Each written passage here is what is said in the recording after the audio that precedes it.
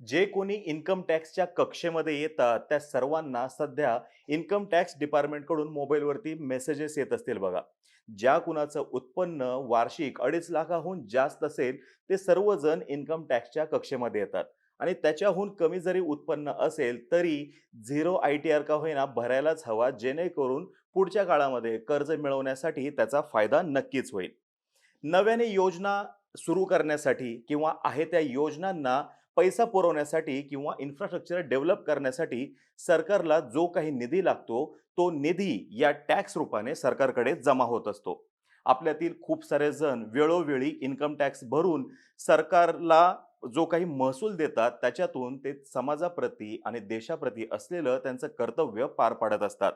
आज आपण माहिती घेणार आहोत या इन्कम टॅक्सचीच. नमस्कार, मी अरुणराज जाधव बोलभिडूवरती तुम्हा सर्वांचं अगदी मनापासून स्वागत करतो. दरवर्षी सरकारद्वारे बजेट सादर केलं जातं. या बजेटलाच अॅन्युअल फायनान्शियल स्टेटमेंट सुद्धा म्हणतात.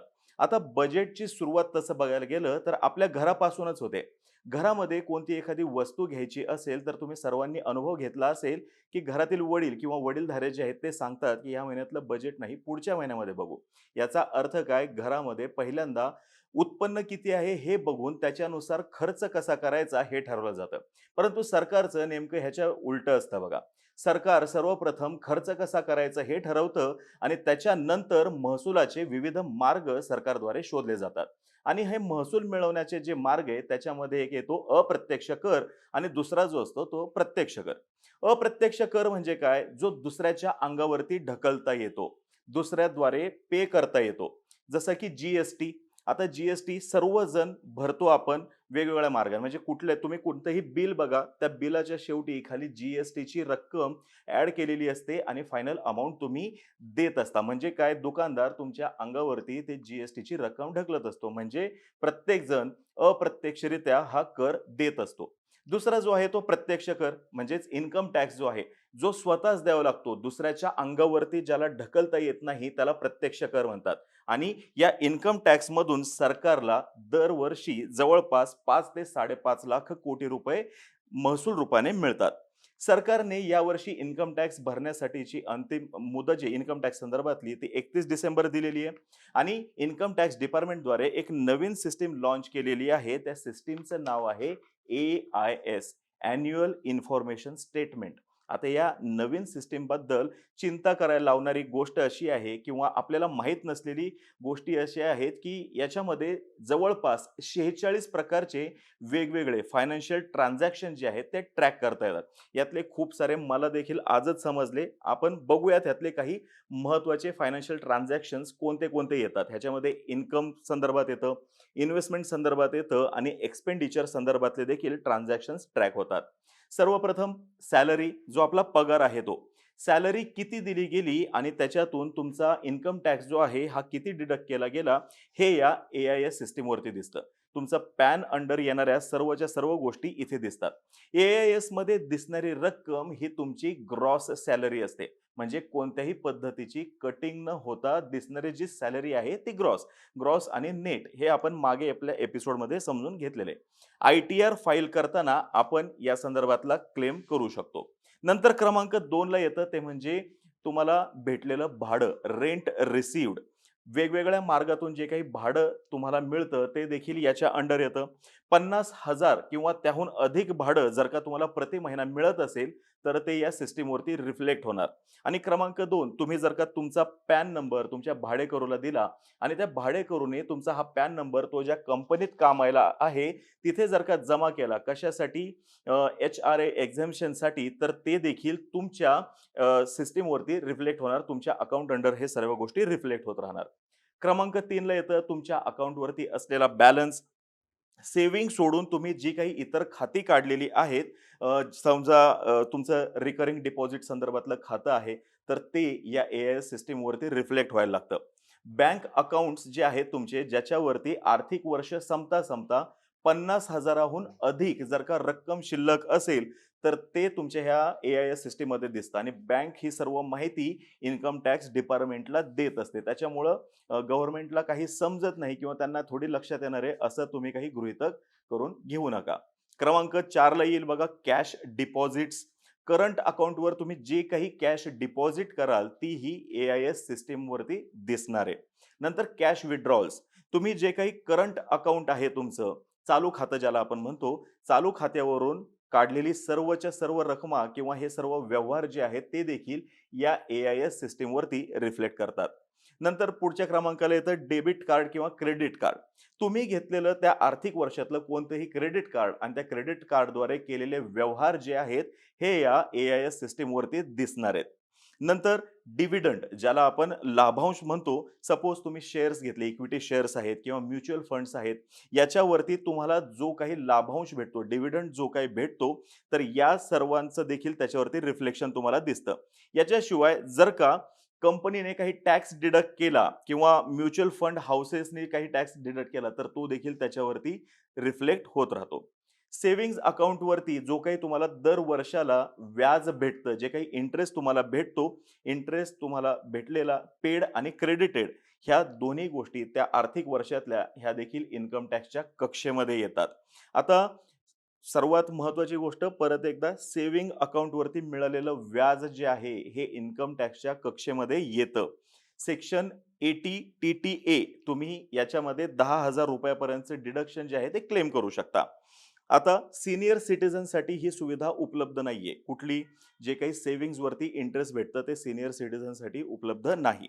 नंतर जे टाईम डिपॉझिट्स आहेत, ज्याचे फिक्स डिपॉझिट आपण ज्याला म्हणतो, जे बँकेमधले फिक्स डिपॉझिट त्याच्यावरती भेटलेलं व्याज जे आहे किंवा तुम्ही पोस्ट ऑफिस घ्या किंवा नॉन बँकिंग फायनान्शियल कंपनी जे आहेत, इथं जे काही फिक्स डिपॉझिट ठेवले असतील, ते देखील या ए-आय-एस अंडर रिफ्लेक्ट होत राहतात आणि ते देखील तुमच्या इन्कम टॅक्स कक्षेमध्ये येतात. तुम्ही जे काही डिपॉझिट्स ठेवलेले आहेत, फिक्स डिपॉझिटवरचं इंटरेस्ट, व्याज जे आहे ते देखील इन्कम टॅक्सच्या कक्षेमध्ये येतं आणि हे बँक स्वतःच आय-टी डिपार्टमेंटला सांगते, की असं-असं व्याज आमच्याद्वारे ह्या पर्टिक्युलर ग्राहकाला आम्ही दिलेलं आहे.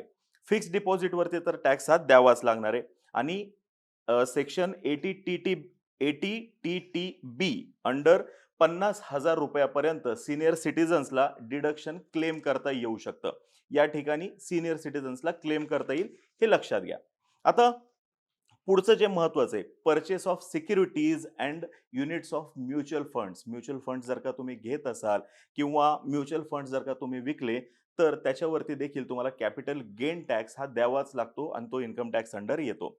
कॅश पेमेंट ज्यावेळेस तुम्ही करता कोणतीही वस्तू घेण्यासाठी किंवा गुड्स अँड सर्व्हिसेस सेवांसाठी देखील तुम्ही जी काही कॅश दिलेली असते किंवा बँक ड्राफ्ट्स वगैरे आपण काढतो बघा. ड्राफ्ट काढत असताना आपण बँकेमध्ये कॅश जमा करतो. ज्वेलरी घेतो त्यावेळेस देखील जी कॅश रूपाने घेतो, हे सर्व देखील इन्कम टॅक्स अंडर येतं.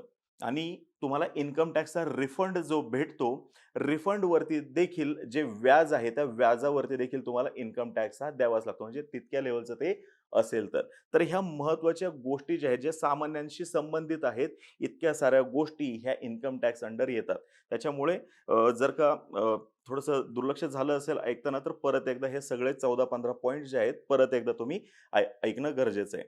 आता पुढचा मुद्दा जो आहे तो आय-टी-आर भरण्यासाठी कोणते-कोणते डॉक्युमेंट्स लागतात तो. सर्वप्रथम योग्य तो आय-टी-आर फॉर्म तुम्हाला निवडता यायला पाहिजे. जिथं कुठं तुम्ही कुणाद्वारे भरत असाल हे इन्कम टॅक्स रिटर्न, तुमचा मित्र असेल किंवा कोणी तुम्ही एखादा टॅक्स कन्सल्टंट बघितला असेल, तर योग्य तो आय-टी-आरचा फॉर्म असायला पाहिजे. आधार आणि पॅन हे दोन्हीही लिंक केलेलं असलं पाहिजे.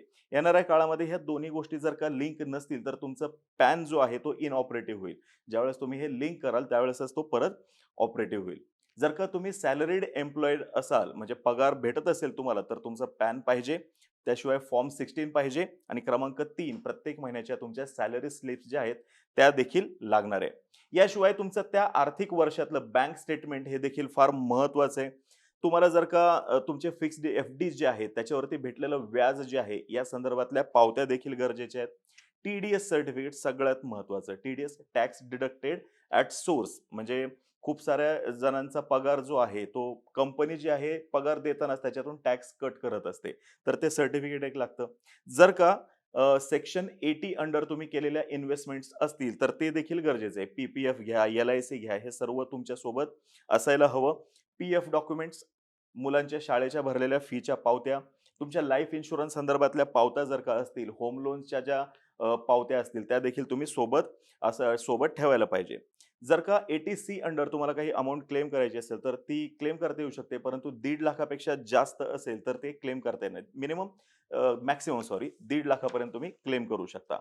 जर का एज्युकेशन लोन असेल, तर त्याच्यावरचं व्याज जे आहे ते देखील सोबत ठेवलं पाहिजे. एज्युकेशन लोन संदर्भातले डॉक्युमेंट्स जे आहेत ते. आणि जर का तुम्ही स्टॉक मार्केट संदर्भातलं ट्रेडिंग करत असाल आणि तिथून तुम्हाला जर का काही कॅपिटल गेन होत असेल, तर त्या संदर्भातले देखील डॉक्युमेंट्स जे आहेत ते तुम्हाला सोबत ठेवावेच लागणार आहेत ह्या इन्कम टॅक्स संदर्भात. शेवटाकडे येताना अजून एक महत्त्वाची गोष्ट शेती करणारे जे आपले बांधव आहेत, जे आपले प्रेक्षक आहेत त्यांच्यासाठी शेतीचं उत्पन्न जे आहे हे इन्कम टॅक्स अंडर येत नाही. Section 10(1) of income tax act जो आहे त्याच्या अंडर शेतीतलं उत्पन्न हे इन्कम टॅक्स अंडर येत नाही हे समजून घ्या. शेतीवरती टॅक्स लावता येतो, नक्कीच लावता येतो आणि तो लावण्याचा अधिकार त्या राज्य सरकारला आहे. परंतु आपल्या इथं राज्य सरकार शेतीच्या उत्पन्नावरती कोणत्याही पद्धतीचा, कोणत्याही स्वरूपाचा टॅक्स जो आहे तो लावत नाही. त्याच्यामुळे ही माहिती तुमच्यापर्यंत आणली आम्ही आणि 31 डिसेंबर म्हणजे उद्या परवाच ही लास्ट डेट आहे तुम्हाला इन्कम टॅक्स संदर्भातली. एक्सटेंड होईल, नाही होईल, नाही कल्पना. पण भरत असाल तर लवकर भरा. भरत नसाल किंवा त्या कक्षेमध्ये येत नसाल तरी देखील 0 रकमेचा का होईना, 0 अमाउंटचा का होईना तुम्ही इन्कम टॅक्स फाईल करा. जेणेकरून तुम्हाला कर्ज भेटण्याला त्याची मदत होईल. तर तुम्हाला आपली आजची माहिती कशी वाटली हे खाली कमेंट बॉक्समध्ये सांगा. इतरही काही या संदर्भातले तुमची माहिती असेल, तुमच्याजवळ एक्स्ट्रा माहिती असेल, तीही खाली कमेंट बॉक्समध्ये नक्की सांगा. तोपर्यंत बोलभिडू या आपल्या YouTube चॅनलला लाईक करा. आम्हा सर्वांचे व्हिडिओ जास्तीत जास्त लोकांपर्यंत शेअर करा आणि चॅनलला सबस्क्राईब करायला तेवढं विसरू नका. धन्यवाद.